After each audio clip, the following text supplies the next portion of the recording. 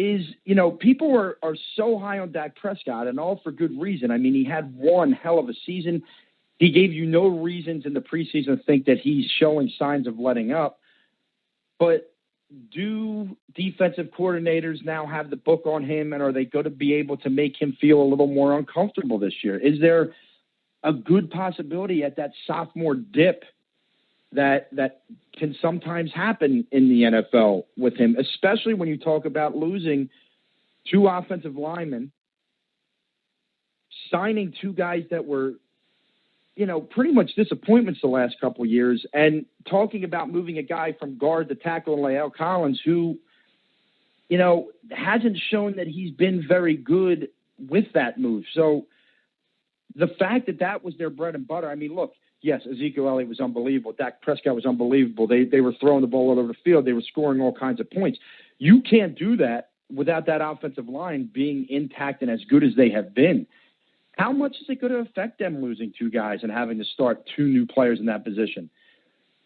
I know this is one of those stats where you say, oh, well, that doesn't affect teams year to year, but I believe it's been 13 years since a team won back-to-back division titles in the NFC East. I believe it was the Eagles were the last team to do it. And since then, it has just bounced around, and everybody gets a chance. Because most of the time it's because this division is so competitive, and teams are always getting better and worse.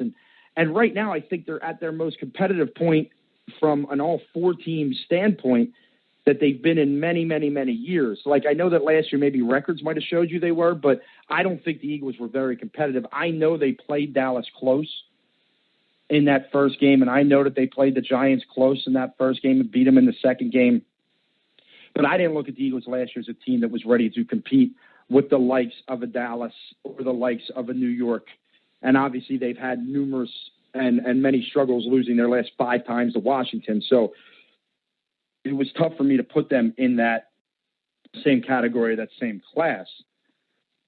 So that's another interesting part to talk about. The other thing is now as much as the Eagles have struggled with the Redskins, Dallas has struggled with the Giants. And the question has to be asked, what is going on? What are they doing in New York that gives Dallas so many issues that they just seem to have their number? And now it seems like every year they're playing each other on opening night. And I always feel like Giants are going to win the game. So we got to see how important is week 1 for the NFC East? When you think about how these games should go, how they can break down, and especially for the defending champion, division champion Dallas Cowboys. And there's probably not many better people to bring on right now than our next guest from the Star Telegram, Drew Davison. Drew, welcome to the Madness, and thank you for joining us. Hey, thanks for having me on, guys. All right. Well, Drew, listen, just to give you a little bit of a heads up, we're a show based out of Philadelphia, so we pay a lot of attention to the Dallas Cowboys, obviously, as what it's looking like could be in the next couple of years a growing rivalry. But let's focus right here on the present. A lot of news came down about Ezekiel Elliott last night. Suspension upheld, but he can play Sunday. What's the word out of Cowboys camp today about everything? Yeah, I think most people were expecting Harold Henderson to uphold the 6-game suspension. I mean, he was viewed in a lot of ways as a rubber stamp for Roger Goodell, and that certainly proved to be the case, which is why Ezekiel Elliott's team filed. We're kind of proactive in taking this to the court system, and they wanted to go to Texas, so that's why they filed in Texas, and the league, the NFL, has filed in New York, and they're going to try and get it moved there, but it looks like it might stay in Texas, which would be a good thing for Ezekiel Elliott and his attempt to try and get this suspension overturned. But as far as on the field, I mean, the teammates and everyone have expressed confidence in Ezekiel Elliott. They keep saying he hasn't let this cloud or this controversy affect what he's done on the field. So certainly they're happy that he's going to be there for week 1. And if he misses the next 6 games, they certainly feel comfortable with Alfred Morris and Darren McFadden carrying the load, two guys that have been 1,000-yard rushers in the league. So the Cowboys, I think they were hopeful that Zeke might get a game or two shaved off. That didn't happen, but at the end of the day, they weren't surprised that the suspension was upheld through the arbitration process. We're talking with Drew Davison. Drew, if Zeke does have to miss these games, if he plays in week 1 and then he has to miss the next 6 games, I know you talk about Darren McFadden and Alfred Morris.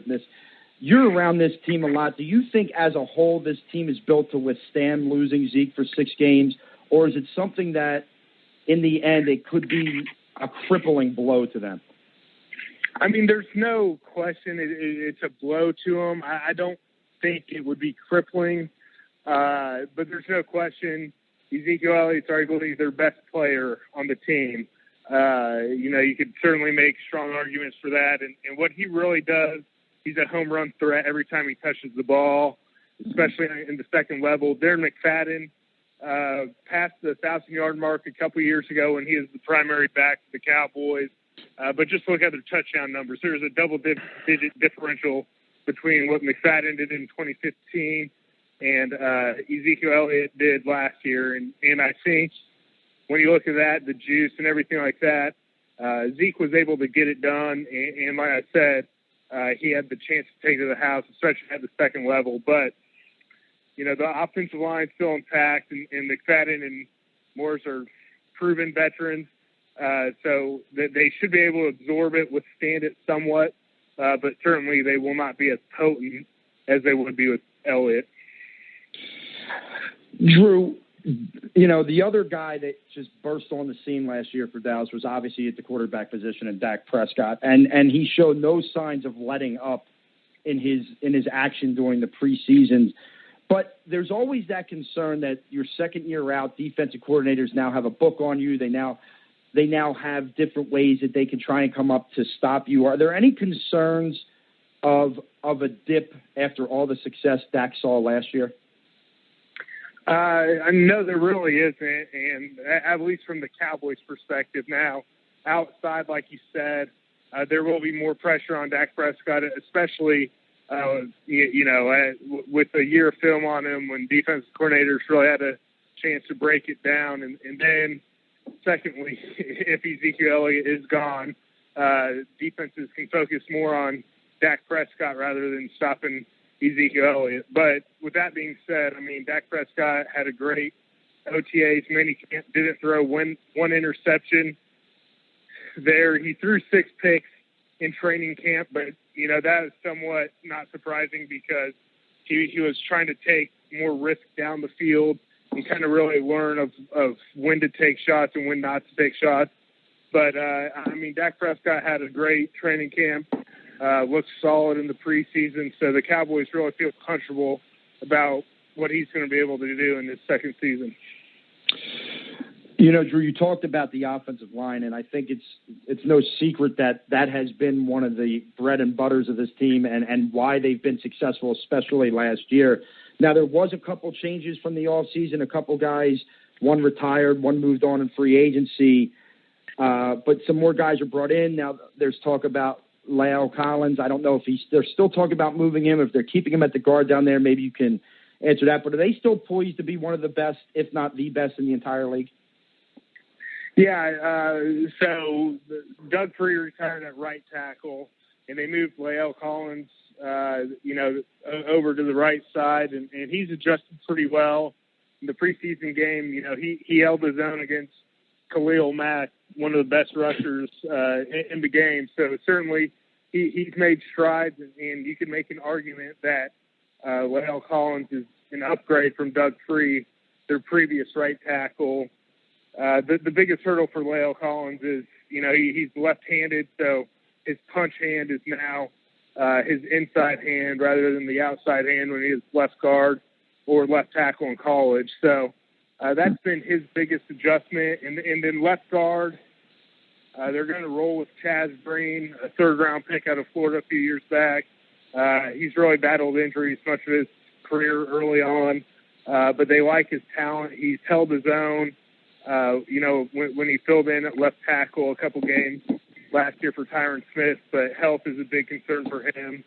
And if something happens to him, they got Jonathan Cooper, a former first-round pick, who kind of had his own injury issues and never really played up to the first-round billing. But all in all, they feel good about the offensive line, and there's no question they'll be one of the top offensive lines because they still have the 3 All-Pros coming back. And I'm sure that makes Dak Prescott feel just a bit more comfortable back there, knowing he's got a group of guys in front of him with all-pro designations and things like that. Talking with Drew Davison of the Star-Telegram. Drew, as from the defensive side of the ball, you know, it seems to always kind of be a question. Now, the defense played better than I think a lot of people expected last year. What are your thoughts on this side of the ball for this upcoming season? And where do you think are their strengths and weaknesses on defense? Well, I think the number one weakness, and kind of it's been the issue for the Cowboys here of late in recent years, and really the reason they've been one and done their last 2 postseason trips in 2014 and last year against the Packers, the pass rush. I mean, they couldn't really generate that much pressure on Aaron Rodgers the past 2 years, and that is ultimately kind of what did them in. And, you know, they've tried to address it this year. They used a first-round pick on Taco Charlton. You know, they hope DeMarcus Lawrence it comes more his 2015 form when he led the team with 8 sacks than 2016 when he had none or one. So certainly they hope the pass rush is better, but that's one of those things until we see it on the field, we don't know. And there was a little bit of flashes. Taco Charlton got off to a slow start, but certainly they hope, you know, he grows and develops. But, you know, the pass rush remains the number one question mark and number one concern for this team. Linebacker-wise, they're pretty well set with Sean Lee and Damian Wilson as the strong side. They are going to be without Anthony Hitchens, their starting middle linebacker, for the first 5-6 games, maybe even a little bit longer. But they like Jalen Smith, the former Notre Dame linebacker, you know, who's coming off a severe knee injury, missed his rookie season. And Justin Durant, the veteran, they'll kind of split the time at middle linebacker. But they feel, you know, good about the linebacking corps, especially with Sean Lee. And then the secondary, much like the pass rush, is a big question mark. I mean, a lot of young guys that they're going to be counting on. A lot of new starters like Jeff Heath at safety. And, you know, Anthony Brown, you know, had a pretty solid rookie year. He'll be in a starting role. Then, you know, they got veterans in Orlando Scandrick and Byron Jones. But certainly the defense has some holes and some question marks throughout it. Yeah, well, we're no strangers to question marks on the defensive side of the ball here in Philly. I think I think we're both in the same boat on that one. But, you know, I was talking before you came on, Drew, about the fact that I think it's been 13 years since an NFC East team repeated as division champs. What's it going to take for the Cowboys to beat a team to break that mold and do just that and be back-to-back NFC East champs? Well, I mean, first and foremost, I know it sounds cliche, but if Ezekiel Elliott can somehow get this restraining order and injunction and let this play out, kind of like Tom Brady didn't serve his suspension until the following year, and that's really would suit the Cowboys well. Goes without saying if Ezekiel Elliott's fully healthy, because, you know, there's no question he's going to be missed for 6 games, and they don't really have a plug-and-play guy who can do what Ezekiel Elliott does. And you know, that's not trying to knock Darren McFadden or Alfred Morris, but no one in the league is Ezekiel Elliott, so to speak. So certainly, you know, if he's available for all 16 games, I like their chances. But even if he's not, I think the offense, they're still going to be able to control the clock and kind of execute on offense. They have a lot of weapons, and then just kind of try and keep the defense off the field as much as possible to limit their exposure. But, you know, when you look at this division, Carson Wentz going in his second year, as you all know, you know, he should probably take a step forward the New York Giants got better. I mean, when you look at their defense, they're the ones who really gave the Cowboys trouble last year.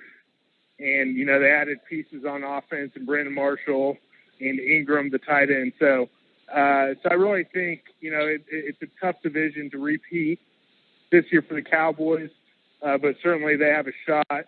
And, I think they can get to that 10-11 win mark. And if Zeke is healthy, maybe they can even threaten to get back to 13 wins like they did last year.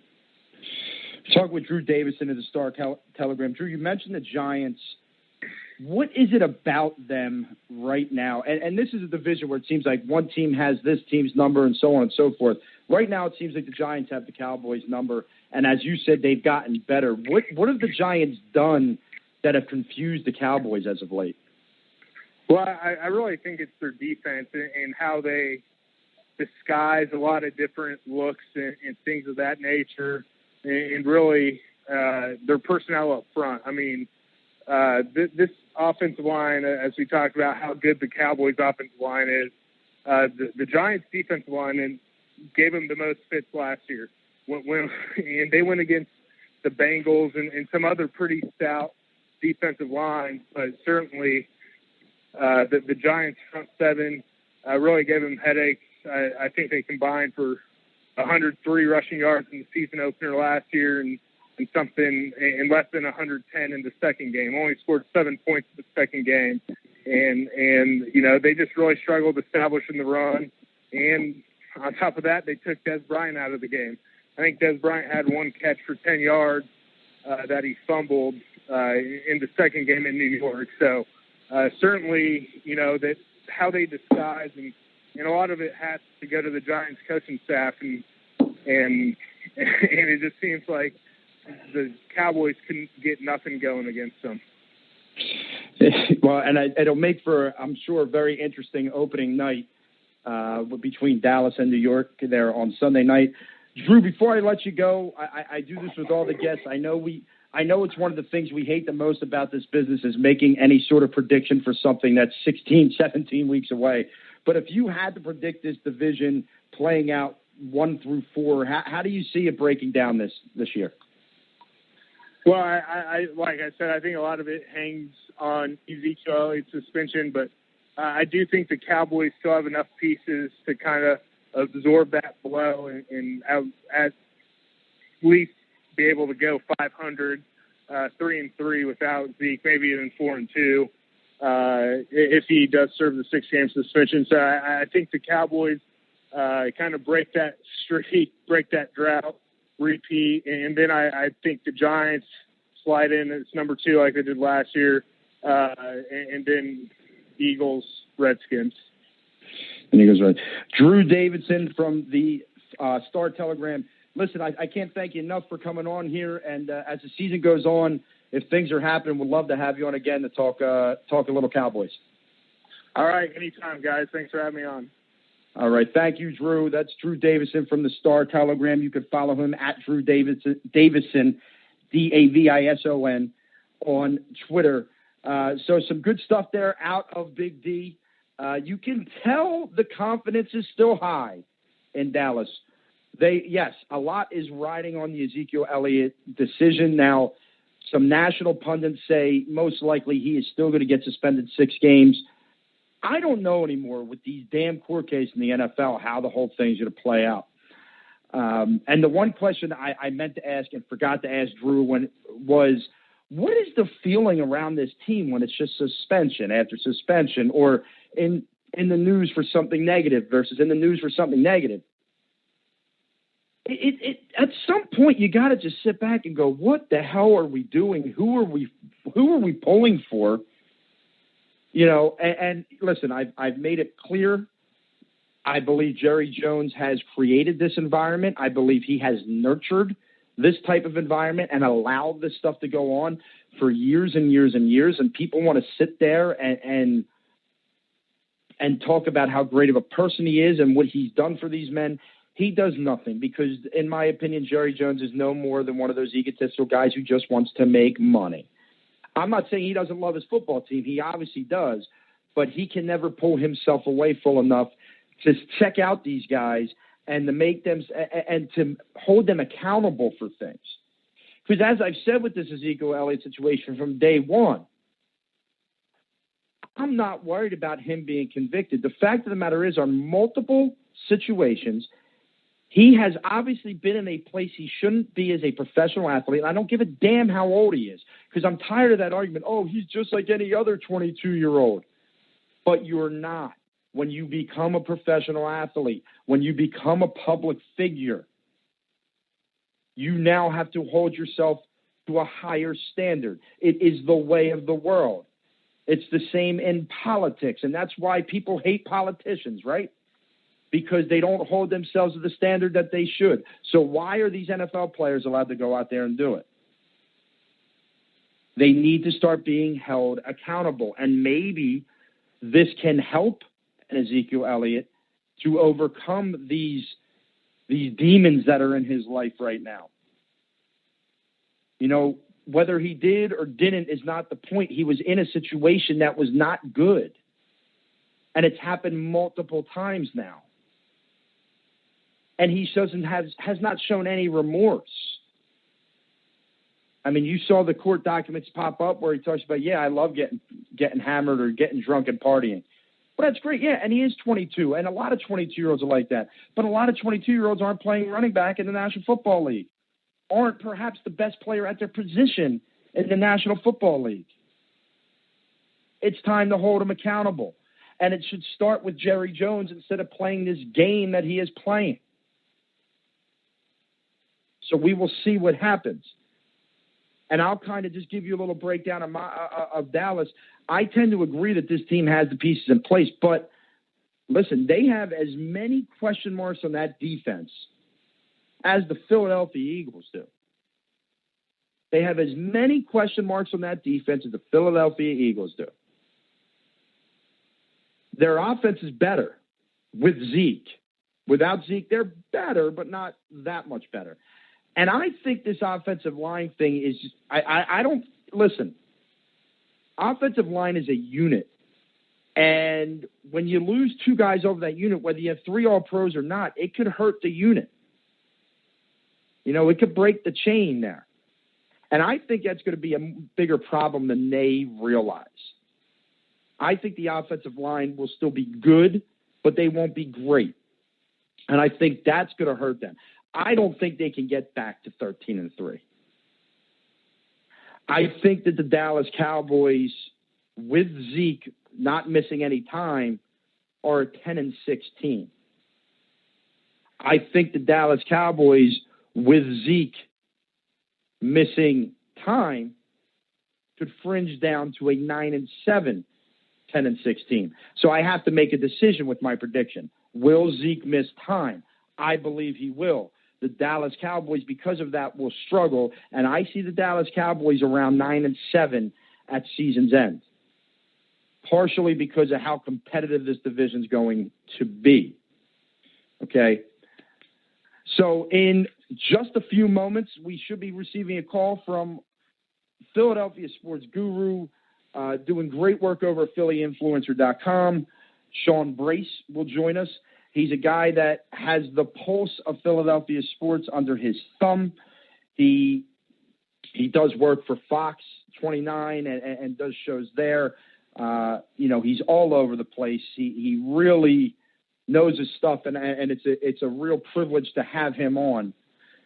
And there's a lot to talk about with the Philadelphia Eagles. I mean, you know, look, there's certain things I believe about this team that we'll get to as I'm talking with Sean and after my conversation with Sean.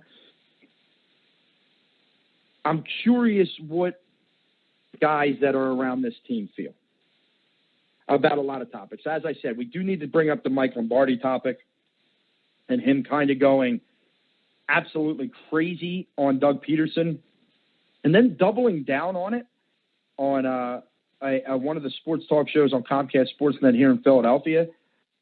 You know, whereas I hear a guy who I respect mightily from ESPN and Chris Mortensen get asked that question and say today, I need to call Mike and see what he was talking about because I think that's a major overstatement. And no one, by saying that was an overstatement, no one's saying that Doug Peterson is an exceptional coach. The jury's still out. And partially for me, the jury is still out because there was a time in Philadelphia sports where I made a rash decision because the guy went up at press conferences and he didn't sound so intelligent and didn't sound good. He didn't win the press conference. He didn't win any speaking awards or anything like that. And that was Charlie Manuel, and I was ready to get rid of him after a season or two. And I was dead wrong about Charlie Manuel, as he proved by bringing a championship back to this city. So I've learned from my mistakes. And I'm willing to watch Doug out this year just to see if there's improvement from a coaching standpoint. I don't even know if I'm as concerned wins or losses as I am, does he make the stupid decisions? Am I sitting there scratching my head on 4th and 2 in the second quarter from your own 37-yard line going, first of all, why did you go for it? Secondly, why did you run a toss to Darren Sproles? That's the things I need to see from Doug. But in no way am I ready to sit here and say he's the worst coaching hire in the NFL over the last 30 years. Guys, there have been some terrible freaking coaches in the NFL. I'm pretty sure people in San Francisco will tell you that Chip Kelly was one of their worst coaching hires and was probably worse than a Doug Peterson hire. I mean, there have been some bad decisions in the NFL. And for Mike Lombardi to come and say that, like I think that is just a guy trying to shock the world with a comment to get what is happening to happen. People are talking about Mike Lombardi. And look, I don't know Mike Lombardi from the next guy, but I could care less about his opinion because as an executive, he made bad decision after bad decision. You know, I don't look at Mike Lombardi as the end-all, be-all for NFL knowledge. To me, it's just stupid, really. I mean, that's really what it comes down to. It's just stupid. So we'll talk to Sean about that here in the next minute or so. We'll also talk to him about how do you have a team with 5 running backs? I mean, I understand why they kept 5. I do. I'm not one of the people out there saying, you idiot should have cut Pumphrey. Dude, let's relax. He had 1 preseason. It was bad. But he was a 4th-round pick. You keep him around and give him a shot. You don't just throw him to the side because of 1 bad preseason. That's just irrational. That's being an irrational fan. So, you know, and Corey Clement, you couldn't cut him because he did everything that you would ask from a young guy. Now, are they going to dress 4 running backs? I don't know. I think early on it's going to be 3. I think it's going to be LeGarrette Blount. I think it's going to be Wendell Smallwood. I think it's going to be Darren Sproles.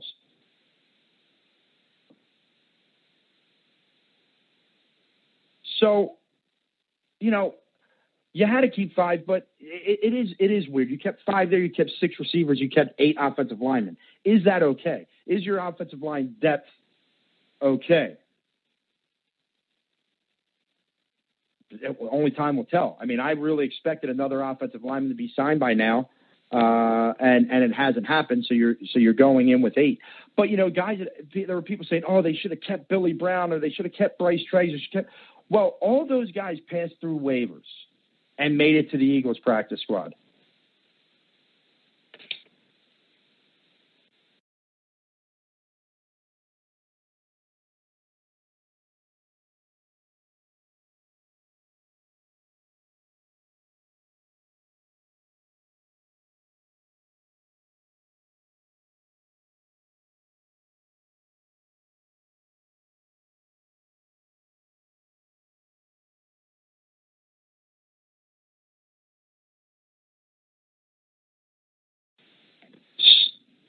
Sorry for the technical difficulties there. We are ready to go. Waiting on Sean Brace, who'll be calling in here shortly. So sometimes you look at the way these guys value positions and you get concerned. 8 offensive linemen could be a low number, but my next guest could probably speak this a little bit better. He is a Philadelphia sports guru from PhillyInfluence.com. The guy's been around forever and has done a tremendous job in this city, and that is the one, the only Sean Brace. Sean, welcome to the Madness, man. The guru. I like the sound of that. I like the sound of that. I was just being introduced. I'm trying to think. What did he say? He said icon. That's what it was. I was being introduced to some.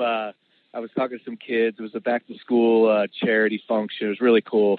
And this guy's introduced me. He's like, he's a Philadelphia sports icon. And I'm like, dude, wait. I'm like, come on, man. Icon is a word that we use. You could say that about Mike Missinelli. You could say that about, certain other people that Michael Barkan is a Philadelphia sports entertainment icon. Sean Brace is nowhere near, and I appreciate it, man. That means a lot for you to say guru. Thank you very much for the introduction. Hey, absolutely, man, and we're so glad you were able to join us. There's so much to talk about surrounding our football team as they're getting ready for the season.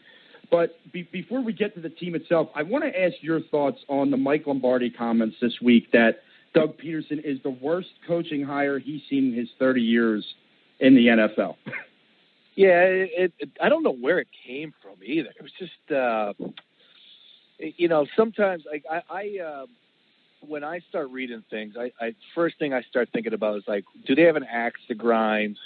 Where are they coming from? Why would they say something like this? And a guy like Mike Lombardi, to put that out there just completely melted my brain. I didn't get it. And Mike Lombardi might be doing good work in the media side of things right now, working for Bill Simmons and the Ringer over there. And he had a decent run at NFL Network. I don't know if he's still there or not, but dude, who are you? Let's talk about your history.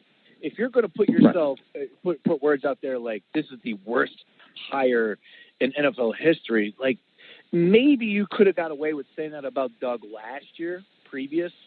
But right now, 1 year into it, and I'm not the biggest Doug supporter in the world, but the guy went 7-9 and had to trade a starting quarterback and go with the rookie. And, it's it made no sense. I have no idea why he said that. And then I was able to catch an interview that he did yesterday on CSN, and he avoided the question. It's if you're going to say something like that, and to the point that this is the worst hire ever. I've never seen anybody that didn't deserve a job like this ever, or the least qualified person. You got to back it up. You got to back your words up and own them. And he didn't even do that. So he's a fraud. And I have no idea why he said that, but he's completely way off about that. And I'm not even the biggest Doug supporter in the world, but it made no sense for him to say that about Doug. Right. We're in the same boat there. And it's almost like it was one of those things to get people to start talking about Mike Lombardi again. And you wonder if he just feels like his career is not where he wants it to be. So, hey, let's make a brash statement that. And, you don't know in today's day and age. It's all about getting the Twitter clicks and all that kind of stuff. But let's get to the team, Sean. And to your point, real quick, exactly what I said. So you're on the same page as I am. When he made that statement, I'm like, why would he say something like that? What's he trying to do? Okay, well, I think you're closer to it than I am when you say he's just looking for the attention. That right there is probably the reason why he did. He's looking to get his name out there a little bit more. The season's ready to begin. He probably knows he's not going to put something out there that somebody's going to want to talk about. Oh, let me just go ahead and say this statement about Doug Peterson, because I'll tell you right now, too, I will tell you this is 100% true. People know that if they want a reaction, all you got to do is look to Colin Cowherd. He does this a lot. Take a shot at Philadelphia. Take a shot at Philly, and we respond. We respond. We step up. We don't want to hear it. And Cowherd does it at times. He likes to talk about the Cowboys, the Lakers, the Yankees, the big names. But he knows if it's a slow day, he'll take a shot at Eagles fans or Philly fans in general. And he knows he'll get a reaction. So maybe that's what Lombardi did. You might be right there. Yeah, absolutely. We're talking with Sean Brace from PhillyInfluence.com. Sean, I looked at this Eagles team, and the way that I describe them is they are consistently inconsistent on both sides of the ball. And and it's something that scares me. Do you think they are better than that, or is this something that we really need to look at and maybe say they may not be ready? I think, there are times where I start circling areas of concern. We got a long way to go until we could start saying consistent or inconsistent. Obviously, the season hasn't started yet, but preseason, you can't put too much stock into it. But when areas of concern I start looking at, and on the defensive side, I circle linebackers. I really do. I like Jordan Hicks a lot. I like Kendricks. I like Bradham. I do. I like their core. I like who they have. But are they really difference makers? And I know Jordan Hicks showed us a lot when he came out to shoot, and, that Dallas Cowboy pick six. And, there's a lot to like about a couple of players, but as a whole, that unit, I'm nervous. Offensively, I do believe in the offensive line, but they haven't shown it just yet. Running backs, I know we got we got 5 of them to choose from, but are any of any good? I don't know. I mean, I love Darren Sproles, but, what are we talking about here? He's getting a little long. He's at the end of his career, excuse me.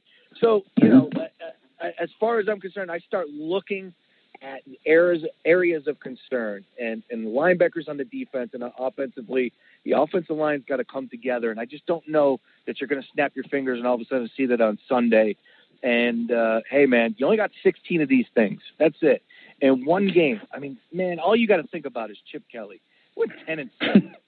10-6 and missed the frickin' playoffs. One game is a huge difference maker in a season. So I don't want to hear that this offensive line isn't gelling together week 1 against the Redskins, or they come out and they lose the game against the Skins and they look really good against Kansas City, and everyone's like, oh, see, they just needed to get that game under your belt. No, that game can cost you at the end of the season. So I'm a little nervous. I'm a little skeptical right now, but, now these games count. So we'll see what they have coming up this weekend against the Skins.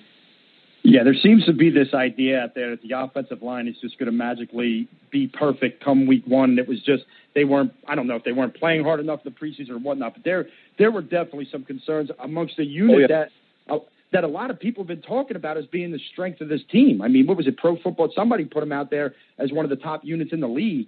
They did not look that way in the preseason. Now, Sean, you mentioned the running back situation. They keep 5 guys, and it's weird because I kind of understand why they did it.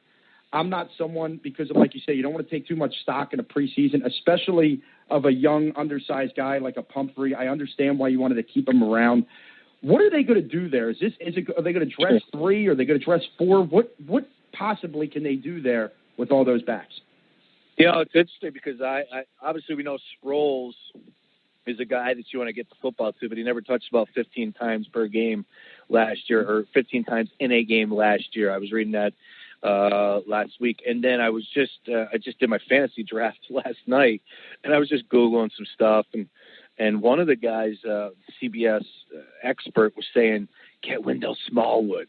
He's the guy that you want in your squad. He's going to be the workhorse in the middle of the season. I'm like, how do you know that? Like, where did that come from? I mean, we eat this up. We have no clue. And I think Doug just spoke today. I want to say it was today.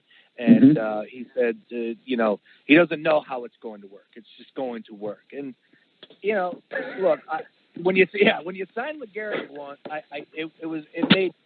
there was nothing that I took away from that signing. I got it. It was a cheap signing. It was 1 year. It's a guy that's been through the ringer with the Patriots. He's been around the league. He's a tough-nosed guy. He's going to pick up those tough yards. That's what he's going to do. I mean, play everybody to their strengths. You know what Sproles is. Let's swing it to the outside. Let's get the ball into his hands in open spaces and allow him to work. Smallwood, from what we've read, and I'm sure we read the same people, the beat writers that have been down to practice every day, they say he's looked the best at practice. Pumphrey, we know why they kept him. You can't go up and trade for a guy that small and then after 3 games say, it's time to move on from him. No. When he's built that big, you know what you're going to get. You're going to run into some problems. And they spent a 4th-round draft pick. Would have been the end of the world if they caught him? No. But at the end of the day, you're not going to trade up to draft a guy that size and just say, I'm done with it after that. No. That's not how it works. As far as rotations, who's going to dress, I have no clue. I really don't. If I had to guess, I would say Sproles is going to be the guy you want to get the ball in his hands first and foremost. Blunt's going to be in there, first down and against the Skins. We know that, but you want to get Sproles involved in third downs and spread him out and get him out into open field. Humphrey, I'm not so sure that he'll be dressing. Smallwood, like I said, if he's looked the best, why not? Let's see what he's got. But I think Blunt and Sproles are going to be your 1-2 type of guys. Talk with Sean Brace from PhillyInfluencer.com on the ApeNation.org hotline. Sean, when we look at the defense, you talked about the linebackers, which I tend to agree with you, but I look at this division, and I look at Des Bryant, Odell Beckham, Brandon Marshall, Terrell Pryor. You got some big wide receivers, some very skilled wide receivers. Can this secondary handle this? Yeah, this is a tough division. That's like anytime this is the part of the year where everybody wants to say, hey, what do you think the Eagles are going to do? And immediately the first thing I say is the division is going to be tough. I think the division is going to be tough every year.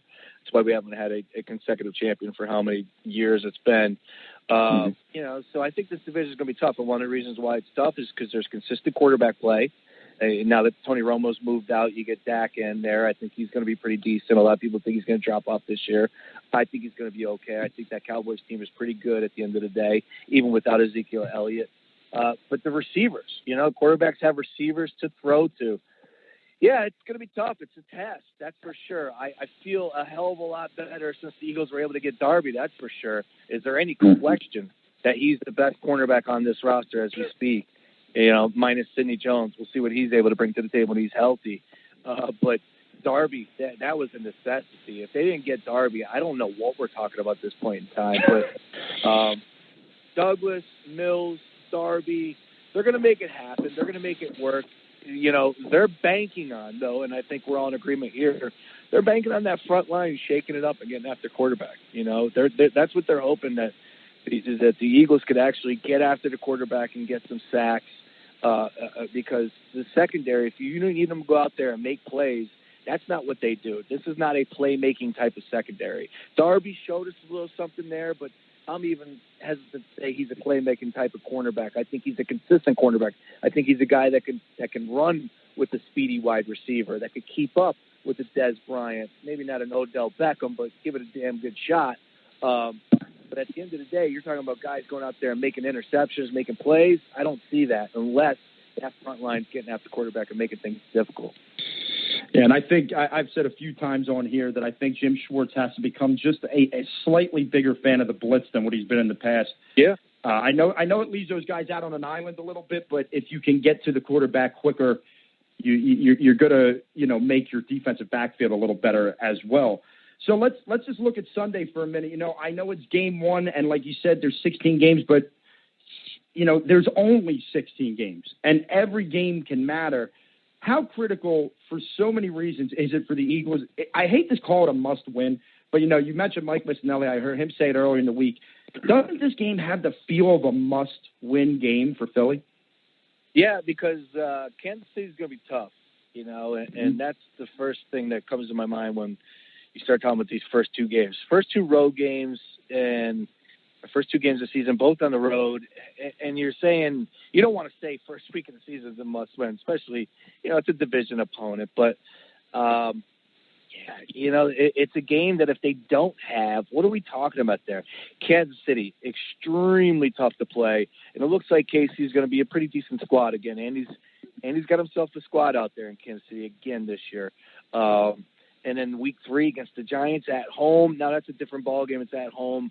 But these first two, it's going to be tough. I think they're going to be all right. I really do. I don't think the Skins are as good as what people want to make them out to be. I think people are saying that, the division is going to be tough from top to bottom, so you have to include the Washington Redskins. I don't see that. I like Pryor. I know they got some decent tight end play, decent offensive line. They can run the football. They have their own system in place too, which I'm okay with. Jay Gruden, I think, is a decent head coach, but I'm not too scared of the Washington Redskins. I think the Eagles can go down there and shake it up and come away with the victory. I really do. That Kansas City game, I'm not so sure. I really am. I'm not so sure that they can go out there and beat Kansas City on the road. So must win? No, because at the end of the day, what happened last year? What did they do? They went 3-0. They started the season 3-0, and what did that get them? So, is it the end of the world if they start off 0-2, 0-3? The percentages will be tossed in our faces. We'll hear it for a couple weeks. But at the end of the day, I don't think it's the end of the world. But I see them going 1-1 to start the season, and then they come home against the Giants. And believe it or not, I have them winning there. So I have them 2-1 in the first 3 games. Yeah, we're talking with Sean Brace, and I kind of agree. I think, they've lost 5 in a row to Washington, and I think I don't think that Washington's that much better than the Eagles, and I think that trend's got to break. This would be a good time to do it. And honestly, I think they're going to lose to Kansas City because I used to go to a road game every year, and I'm going to one this year. And of course, I'm going out to Kansas City. And I think out of the 13 that I've been on, they've won 2. So the percentages there tell me they will lose in Kansas City just off the mere fact that I am in the building. So I apologize to Eagles Nation right off the bat there. Sean, before I let you go, I want to just ask you, when you look at this division, and I know predictions are like the hardest thing to do, but if you had to look and go 1-4 in this division, how do you think it plays out this year? I think the Cowboys win it again. I do, and it pains me to say it. I really do. I just think I don't know why people don't want to believe in Dak. Is it just because he's a Cowboy? I've been through a lot, that's exactly man. it. Yeah, that's it. But even like people that aren't here in this city, people that, you're talking about national pundits, speaking about fantasy, you go look at fantasy stuff and people are all like, stay away from Dak Prescott. And, I'm sure there's some other reasons that I'm not paying attention to as far as running football versus numbers, throwing it, all that. But the guy's a playmaker. The guy, he's good. He's consistent. He's not going to lose you a football game in my mind. So, I think the Cowboys are pretty darn good. I think they're going to be really good. Jalen Smith at the linebacker's position was a huge get by them. And I think that, hey, Eagles fans, that's something to look forward to for next year for Sidney Jones, where the way the Cowboys played it, they got him this year. He looks great. We'll see what he's able to do. But same thing, Sidney Jones probably not going to play this year. We'll see how it works out. I don't know. And I've been getting conflicting reports on that. From what I understand, he is still available to play. That's correct, right? Like after week? Okay. Yeah. Well, it looks like Ezekiel, right now you're talking Ezekiel, he'll play week 1, and then apparently this restraining order decision will come down next week. If the restraining order is upheld, he can play. If it's not, he has to go automatically into that 6-game suspension, is the way that I understand it.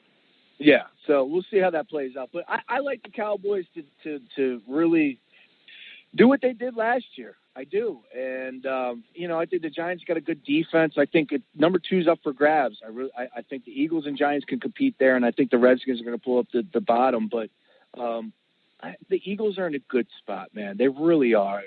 Carson Wentz, you can't watch him play and not come away impressed. You just can't, You feel like, wow, they really did make the right decision. And then whenever I watch Carson play, I think, the hell were the Rams thinking? What were the Cleveland Browns?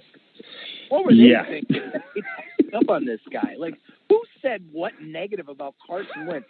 There's really nothing to say other than the guy wants to be. Remember last year, like he took a bunch of hits and maybe did some stupid things like a rookie would do. But I think like even 1 year later, it's just, did we see it at preseason? Granted, he didn't play all that much, but it looks like he's calmed down. He's smooth. He's slick in the pocket, stepping up. And my favorite thing when I watch Carson Wentz play is he hangs onto the football with 2 hands. You're gonna have to knock that ball out with a sledgehammer to move it from his hands. He steps up into the pocket.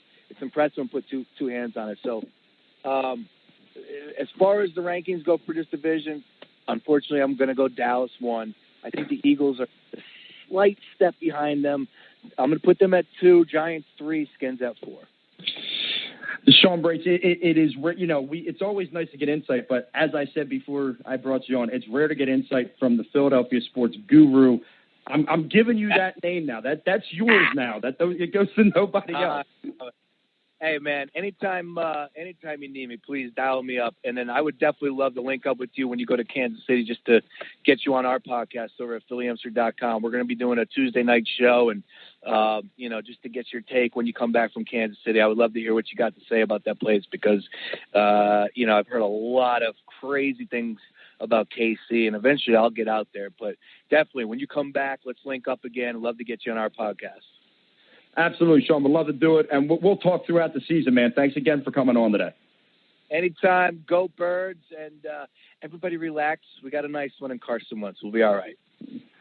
All right. That's Sean Brace, PhillyInfluencer.com, who joined us on the 8thnation.org hotline. You can follow him at Sean_Brace.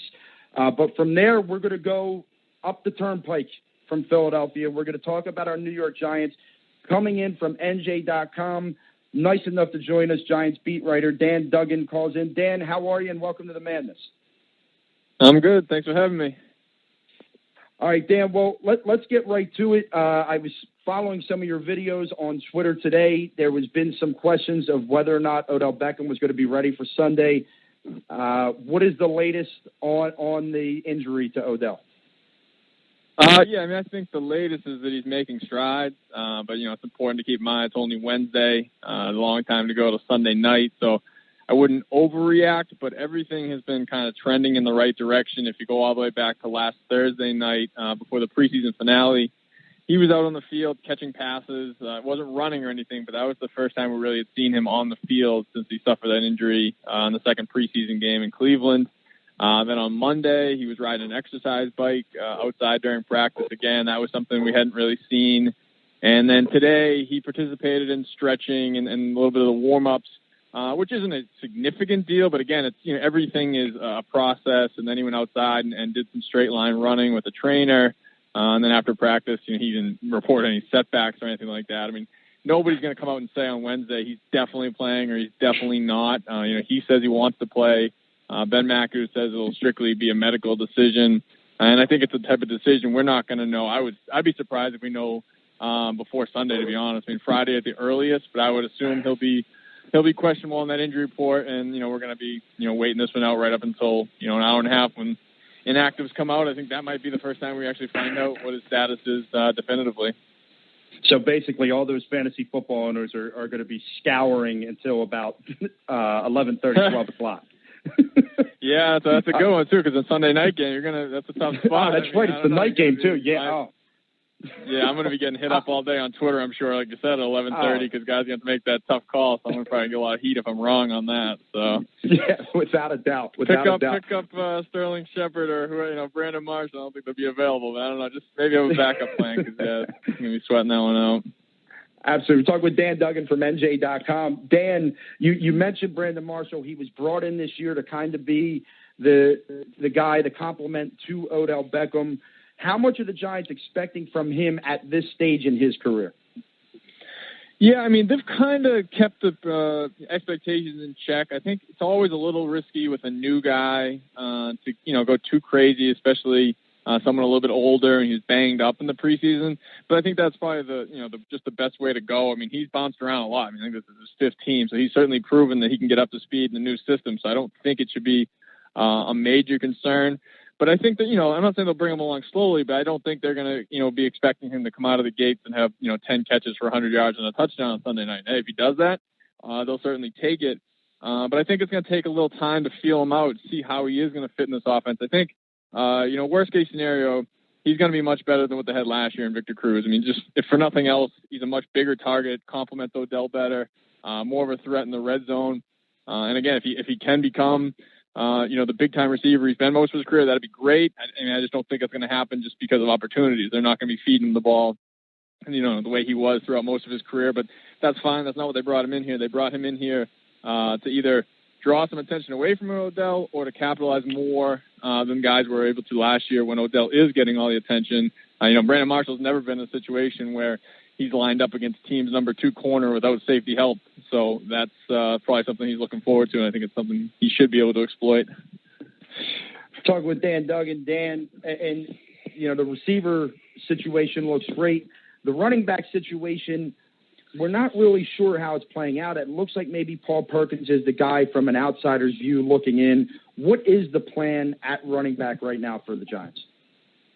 Yeah, it's funny talking fantasy football. My advice would be just kind of stay away because it's hard to really nail it down. It's not a situation where, obviously Ezekiel Elliott has a situation going on with the suspension, but, he's a bell cow back.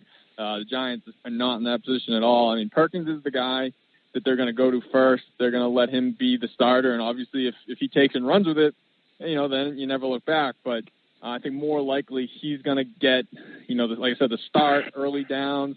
But Shane Vereen's still going to have a huge role as long as he can stay healthy no matter what Paul Perkins does. Because Shane Vereen, is one of the best third down backs in the game. So Paul Perkins is not nearly as developed as him in the passing game. So no matter what, Vereen's going to bite into his carries and his snaps. And it's not just third downs because they're going to come out and, do hurry-up stuff and different things. So I think Shane will still play a lot. Kind of the dark horse guy is Orleans Darkwa.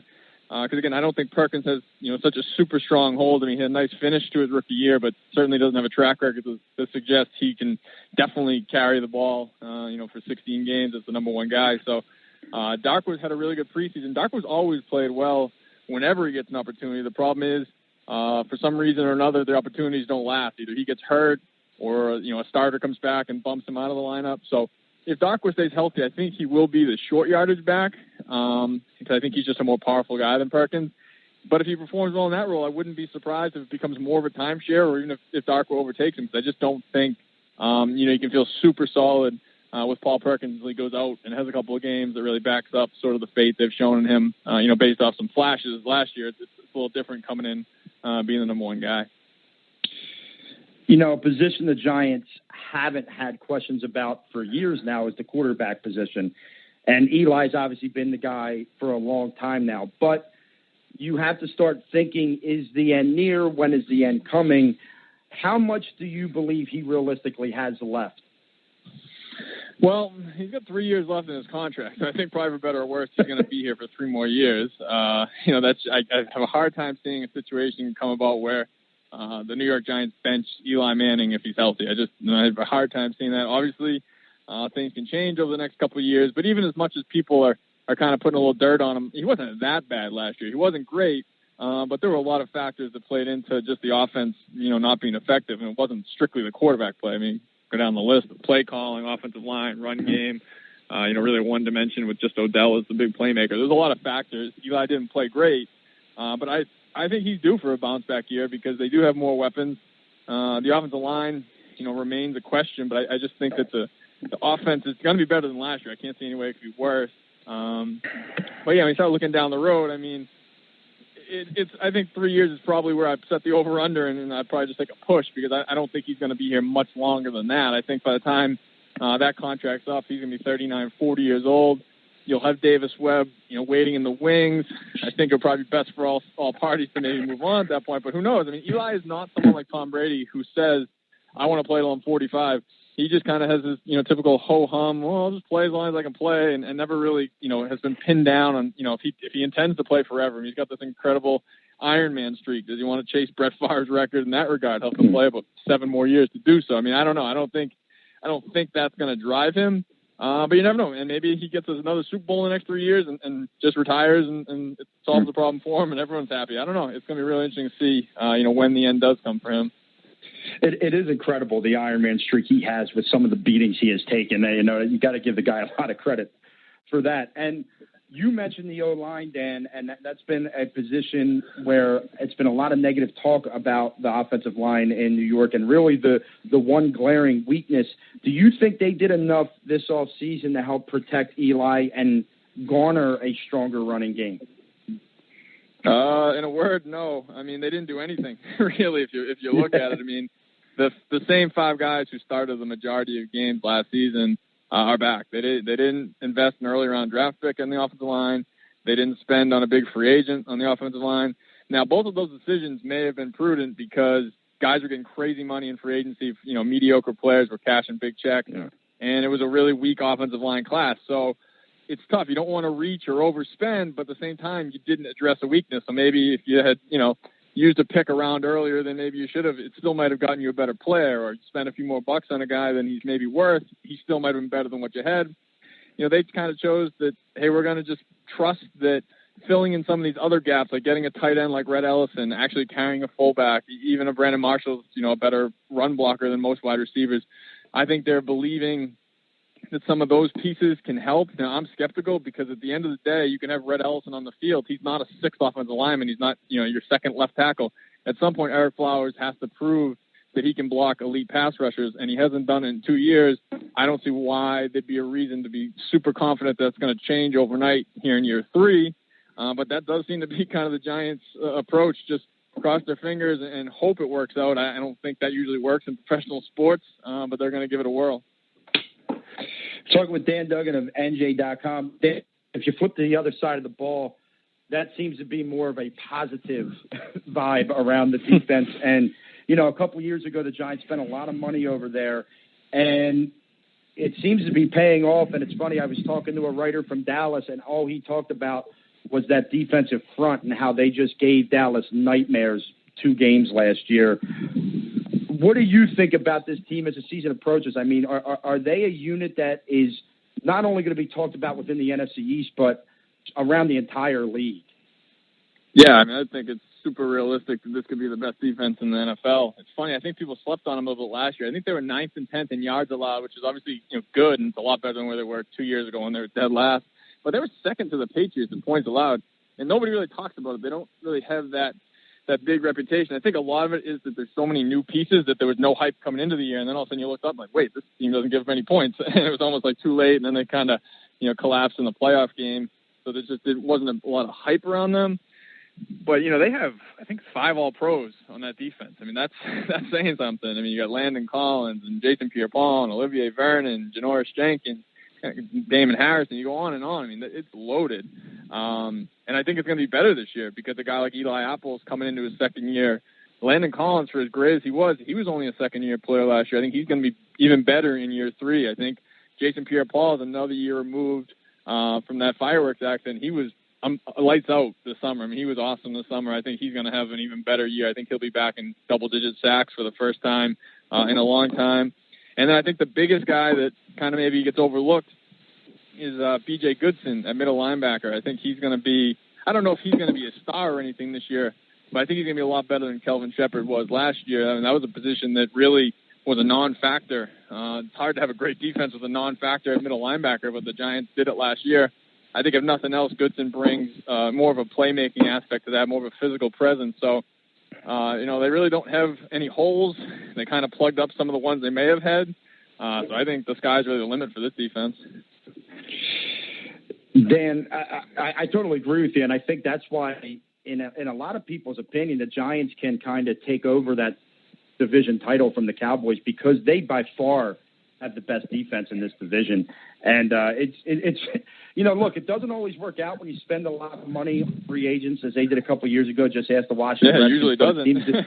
It seems to be paying dividends for the Giants' defense right now, and could be that major break that they need to take over this division. I'm just curious, we're down here in Philadelphia. The mood is a little bit, we don't know where we're at. We like the direction we're going, but we know we don't think we're quite there yet. What is the mood around the Giants, and how do they view themselves compared with the rest of the league?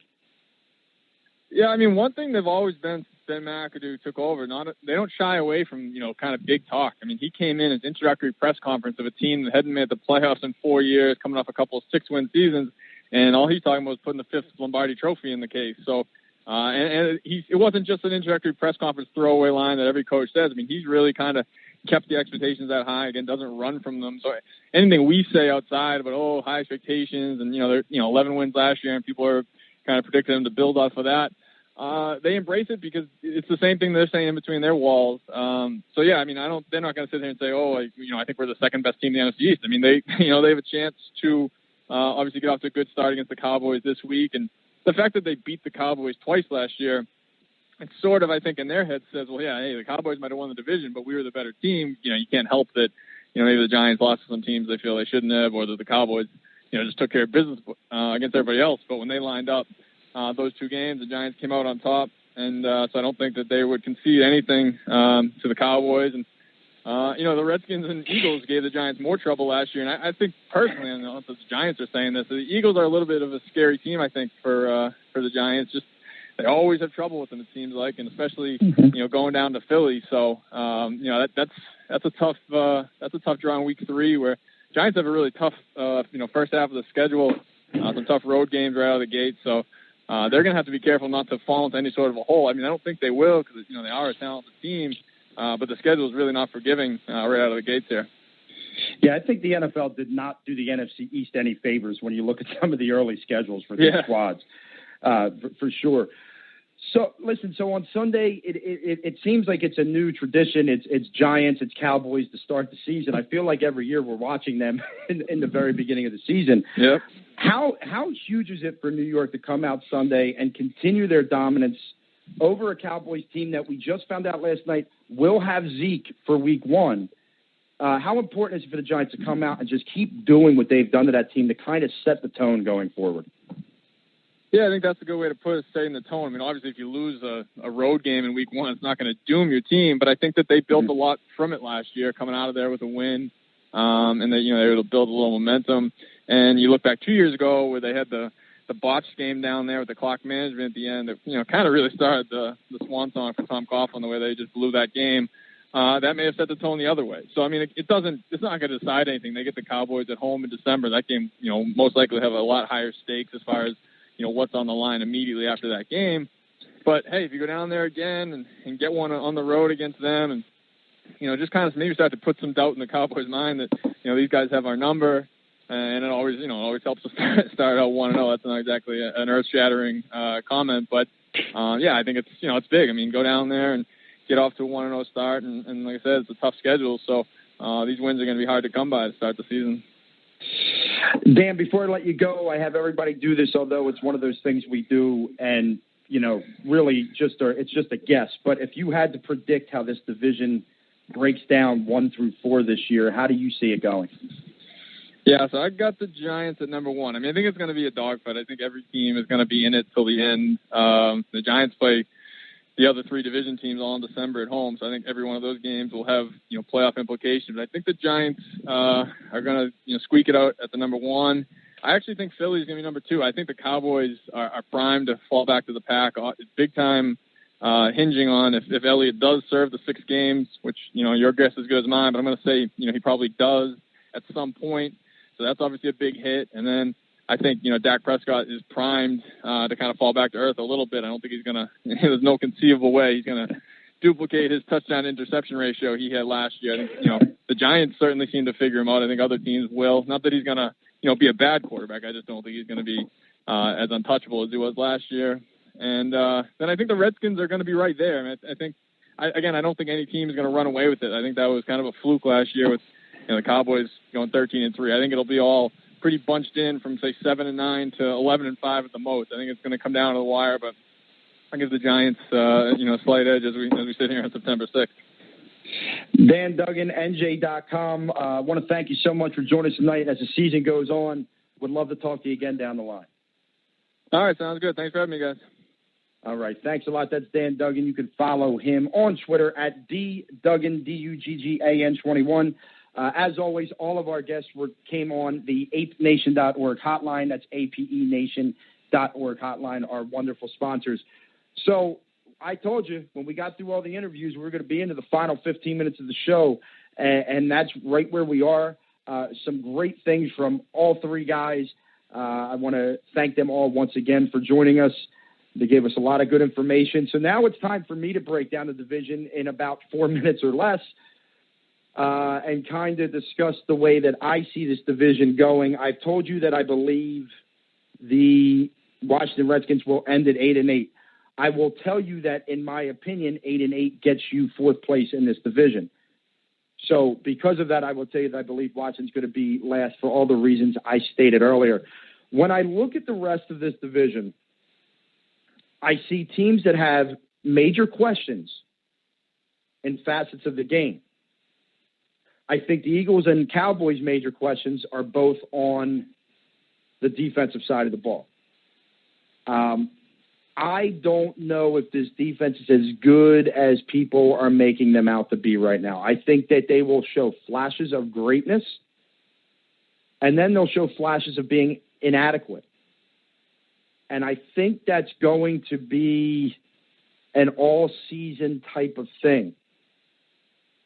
The unfortunate thing for the Eagles is I see the same on offense, and not just because of preseason. Perhaps part of it is my inability to believe that Doug Peterson is going to make the right moves, to believe that Jim Schwartz is going to do what is necessary. I think the Eagles' defense will be more good than bad. I believe the Eagles' offense will be more good than bad. But I just think that the inconsistency is going to be what dooms them in the end, not for years to come, but I think as far as this season and the ability to really be a playoff team. I think they go 9-7. I've debated between 8-8, 9-7. Honestly, it was the trade for Ronald Darby that kind of pushed me more towards 9-7. And if everything breaks right, they could go 10-6. But I think they're a 9-7 team. And I honestly think they're the third place team in the division. Not by much. I mean, by the slimmest of slim margins. Because I look at them and I look at a team that can go 3-3 in the division, maybe splitting with each team. And I look at them as a team that goes 6-4 the rest of the way. Tough schedule, tough road games. You're at Kansas City. You got to go at Los Angeles for a better Chargers team than people think. You got to go at Seattle. You got to go back out to Los Angeles. It's a tough it's a tough schedule for them this year. So in my opinion, the Eagles are going to end at 9-7, which is an upgrade from last year, but it's only going to be good for third place in the division. As far as for the top of the division, I think these two teams are the best teams in the division. So I said both teams have a question. Well, the Giants have a question on the O-line because they just haven't done much, but they are bringing back a unit that played a lot together last year. The question for Dallas is on the defensive side of the ball. And I'll throw in a little bit of the offense in the fact that you have two new guys you're adding and you're moving one guy to a new position. And anything can happen with that.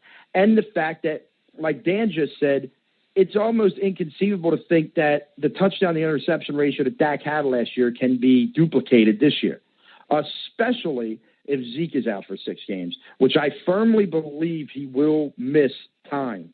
And it will, at the very least, it's going to be 6 games. It's 6 games or I guess none at this point. But I think he's going to miss 6 games. And because of that, I'm hard-pressed to put a Dallas team that also has a difficult schedule as a 10-win team. I think they're also a 9-win team. I think they're a 9-7 team, and I just think that they win the tiebreaker over the Eagles to be the number 2 team in the division. And although an offensive line is very important as it is for the New York Giants, that defense is great. And when you have a great defense, you have a team that is capable of winning. And I think for the 14th or 15th consecutive year, whatever it is, we'll have a new division champion, and it will be the New York Giants in the NFC East. I think the Giants will come out of the very challenging NFC East, and they will be the final playoff team in the NFC. To get back to my Super Bowl prediction, I want to do that. I want to tell you I think the MVP will be, and then I'm going to get some game predictions before we end the show. I have the Patriots and the Chiefs playing in the AFC Championship game. I told you I've seen this Andy Reid story before. I don't see the Andy Reid story changing. I think another loss in another conference championship is the way Andy goes. I just think the Patriots are too powerful. I know it's not the shocking pick that people want, but damn it, they're just too good right now. And they're the class of the NFL. They are the class of the NFL. And because of that, I have the Patriots representing the AFC in the Super Bowl. The Seahawks and Packers is going to be an interesting game, but when you have close match teams, you are on the side of defense. That Seattle defense, I don't know who's going to block the front now that you've added Sheldon Richardson to that group. I just don't know who's going to block them. So I have Seattle going into Lambeau in January, pulling off the upset, and going and giving us a little bit of a repeat of, was it 3 years ago? With the not running Marshawn Lynch, and we get a little Patriots, Seattle, Super Bowl. And I think you're talking high-powered offense versus high-powered defense. I think it's a great game. I think both teams have opportunities to win the game. But in the end, you cannot pick against the New England Patriots right now. You can't do it. It doesn't make sense. There's too many weapons everywhere. There you have the best coach maybe in NFL history on the sideline. They're going to repeat as Super Bowl champs. You heard it here on the Madness. Lock it down. Go make your bets in Vegas. The New England Patriots will win Super Bowl 52, I believe, in Minneapolis. That is what's going to happen. You can trust my picks. All right, let's be real. I've gotten a lot wrong in the past, but I did pick the Patriots to win last year, and I will pick the Patriots to win again this year. As far as the MVP, my MVP will not play in the Super Bowl. My MVP will not play in the Super Bowl. I think this guy is just incredible at what he does, and I don't think anyone matches his output this year, and that's the quarterback from Green Bay, Aaron Rodgers. I think Aaron Rodgers is going to walk away with the MVP award this year. I think your coach of the year is going to go out to Tennessee. And I think, is it Munchak? Mike Munchak will be the coach of the year. And the only other award I like to do is one of the rookies who I think will absolutely be the rookie of the year. Christian McCaffrey is going to be an absolute grown man beast and is not going to be stopped this year. And Christian McCaffrey will run your rookie of the year. We are into the final 6 minutes of the show. It's time for me to put on my gambling hat and give you my picks for it works out to be 6 games this week. So let's start on Thursday night. Tomorrow night, New England, according to Bovada.com, the New England Patriots are, I believe, a 9-point favorite as we sit here today. 9.5, excuse me. They cover. I think Kansas City is a good team, but I don't think on that night they're going to be able to handle the explosiveness that comes out of Foxborough. I have New England winning 30-20. Covering the spread, showing how good Vegas is with their spreads with that 9.5-point line. Take New England, take them giving the points. That's my prediction there. As far as on Sunday, you have a couple barn burner games on Sunday, one of which being, I believe, a 4:25 kickoff. Seattle goes to Green Bay. Now, I just said that I have Seattle, who is 3-point underdogs in this game, beating Green Bay in January in Lambeau. But I think it's going to be a different story here in September. I think Green Bay is going to get off on the right foot. I think they're going to do just enough offensively. I think Jordy Nelson, I think Devontae Adams is primed for that breakout year. As good as the Seattle defense is, I feel like the secondary might be aging a little bit. And I think Aaron Rodgers is going to find ways to take advantage of that here in week 1. That Seattle will have cleaned up by the NFC Championship game. Take Green Bay, giving 3 points. Mark that down. All right. The night game on Sunday is the Giants, is the Dallas Cowboys. Dallas is 3.5-point favorites at home. Zeke is playing. They're going to be amped up. The Giants are the better football team, in my opinion. They just are. And they made Dak uncomfortable last year. Now they've had a whole offseason to find new ways to make him uncomfortable. With the loss on the offensive line for Dallas, I think this New York front is really going to apply the pressure and is really going to enforce their will on this team. And I think the Giants are going to win the game outright. So obviously that means getting 3.5 points. I'm taking the Giants on Sunday Night Football. As far as for the two Monday night games, we have New Orleans traveling to Minnesota, who is a 3.5-point favorite, and we have the Chargers as underdogs at Denver, with the Broncos being a 3.5-point favorite. And I kind of like one favorite, and I like one underdog here. The favorite, I think, is going to be Minnesota. Yes, I believe New Orleans is going to be good. Yes, I believe they're going to get a wild card spot. It's going to be tough on the road in Minnesota this week because I think Minnesota's going to – their defense is going to be primed to get back to where they were at the beginning of last year. I think Dalvin Cook is the real deal. I think he's going to help Sam Bradford to just be who Sam Bradford needs to be. And I think Minnesota will squeak this one out maybe by a touchdown, 27-20, something like that. As far as the late game out in Denver, I see a Denver team that is starting Trevor Siemian at quarterback. I see a Denver defense who is good, but not what they were a couple years ago. And I see a Charger team that is being highly underrated and undervalued by the entire league and everyone around it. This Chargers team is going to fight for a playoff spot. I just think they're just going to miss it, possibly by a tiebreaker. This Chargers team is going to be good. If they can finally stay healthy, they're going to be good. They're going to do this for Phillip Rivers as time is winding down. I see the Chargers going into Denver and winning the game outright. As far as our Philadelphia Eagles traveling down I-95 to go to Washington, they've lost to Washington 5 straight times. Kirk Cousins has had their number. There is no doubt about any of this. Yet with all that said, the Eagles are actually right now favored by a point on the road. It's not a huge favorite, but it is a favorite road team. I think that says a lot. There's something about this game, and maybe it's because of how difficult week 2 is. I think the Eagles know this one's important, maybe more so important than most games that to start a season. I think the Eagles are going to go into Washington and win the game.